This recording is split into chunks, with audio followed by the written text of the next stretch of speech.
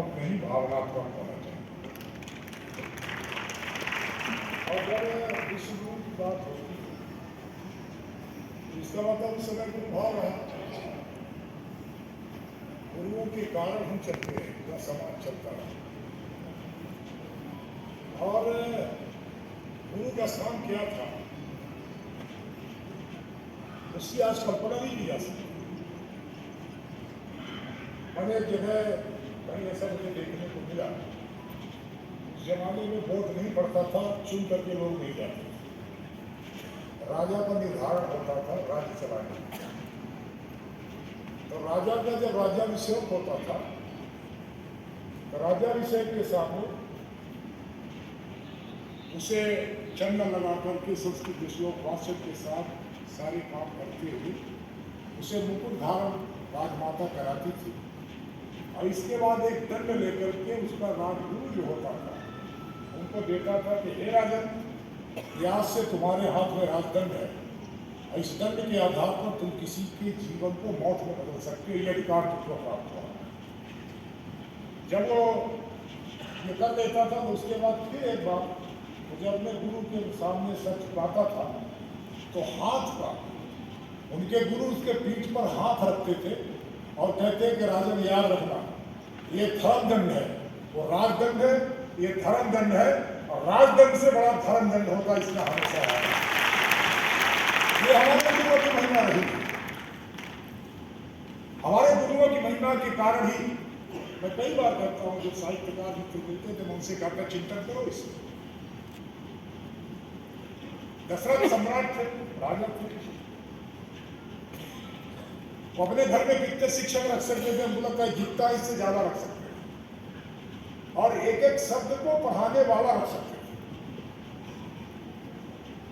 एक अक्षर को जान देना, एक व्यंजन को जान देना, एक तमाम सारी चीजों को जान देना, ये कर सकते थे, पर उन्होंने नहीं किया।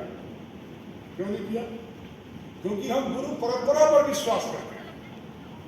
राम को गुरु के यहां पढ़ने भेजा और उसका परिणाम यह निकला कि भगवान मर्यादा पुरुषोत्तम भगवान श्री राम पैदा हुए गुरु के आश्रम से निकल। दूसरा, भगवान कृष्ण को देखो, उनके यहां भी राजा थे, वो संजीवनी गुरु के यहां गए, जब उनको शिक्षा प्राप्त हुई तो वहां से क्या लेके निकला, पूरा विश्व ने क्या देखा, पूरी दुनिया ने देखा। ये विविधता जो अमरत्व प्रदान कर सकी वो गुरु के कारण ही कर सकी, जो सुदामा कृष्ण की विविधता ये स्थान है। परंतु आज थोड़ा सा गड़बड़ है। मैं उसमें आपके गणित में नहीं जाता, जो गणितीय आपका है छोटा सा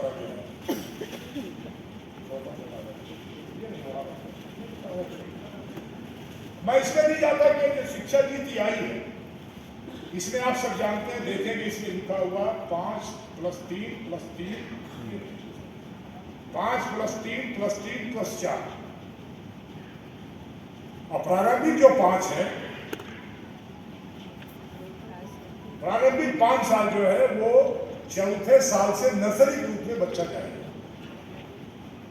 5वें साल में जूनियर केजी में होगा, 6वें साल में सीनियर केजी में होगा, फिर 7वें साल में प्रथम में होगा, फिर दूसरे में जाएगा।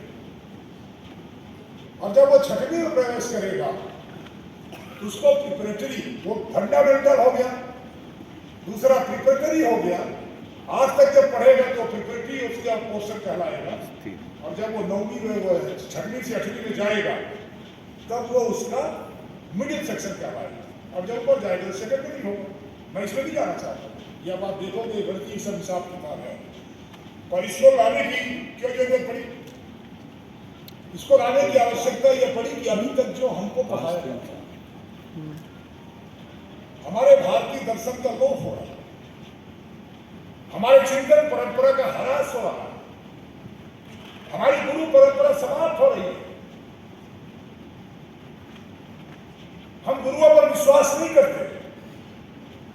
और मैं अभी गया था वहां जीसी शर्मा जी, मैं अभी जयपुर गया था, उनके कथा सुनने में हमारे मित्र हैं आपके,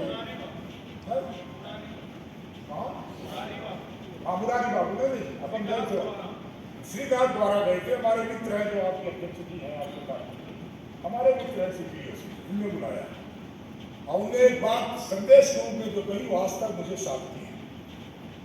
उन्होंने कहा कि हमारे भारतीय दर्शन का ह्रास कैसे हो, आज हमारा विश्वास अविश्वास पर टिका हुआ, हम विश्वास ही करते हैं जो विश्वास को लगता है जिसका परीक्षण कर लिया, विश्वास पर हम विश्वास को नहीं टिकाते। पहले मन के भीतर आएगा कि ये हो सकता कि नहीं हो सकता, ये हो सकता कि नहीं हो सकता, ये हो सकता कि नहीं हो सकता, और जब सारे अविश्वासों को हमने खात्मा कर लिया तब हमने विश्वास किया।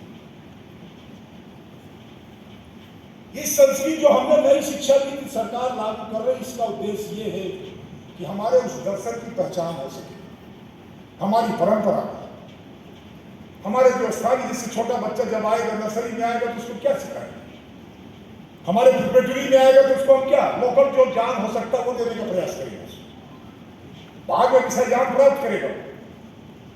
और मैं आपसे कहना चाहता हूँ एक बात समझ लें, हमारी जिम्मेदारी क्या है? हमारी जिम्मेदारी है कि बच्चे को शिक्षा देना, क्योंकि मैं कभी कभी कहता हूँ कि प्राइमरी स्कूल में हम जाते हैं तो छोटे बच्चों को देखते हैं तो मुझे ऐसा लगता है, जो मेरे मन में भाव पैदा होता है, आप जो उसके यहाँ गुरु बनकर के बैठे हुए एक कुम्हार की भूमिका में है। कुम्हार होता है ना, आप तो चक्की वाला उसका मशीन वाला आ गया, पहले कुम्हार होते थे, सरना क्या भी जाते हैं, तो मिट्टी तैयार करता है, तैयार करके चाक में लगाता है, तो चाक में जब चाक कराता है जिसको चक्कर को घुमाता है तो हाथ लगाता है उसको, ऐसे हाथ लगा करके ऐसे करके ऊंचा करता है, उससे क्या करता है, भगवान की मूर्ति भी बना सकता है। ये ताकत है आपकी, किस बच्चे को उस मूर्ति को भगवान